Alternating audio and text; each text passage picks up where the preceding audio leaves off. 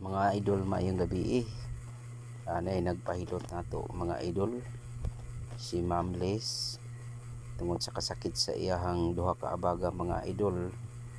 Kinahanglan gyud nga kini mahilot dayon kay nagprosin ang iyang duha ka abaga ug nikonektar na sa iyahang likod, gani inyong makita nagpingid siya sa kasakit mga idol. Karon medyo naiisa na niya iyang kamot ug nalihok na. Pero mao lagi sige siya gapingit sa kasakit.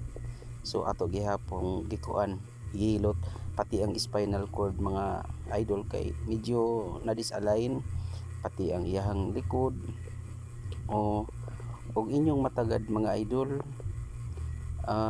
Iyang ginatudlo gani ang kasakit sa iyang kalikuran. Nya mo na mga idol, ato jung gisubay ug asa gidapit ang uban pang mga sakit. Kay luoy man pud kayo si Ma'am sa sigduko-duko lagi daw niya nabikil ng iyahang lawas.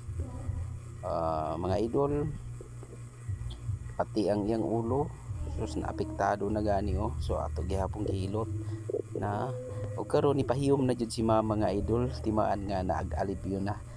Salamat jud kay mga idol sa inyong walay puol nga pagsuporta kanako. Unta dili mo magpuol sa pagtan-aw sa akong mga video. Salamat mga idol.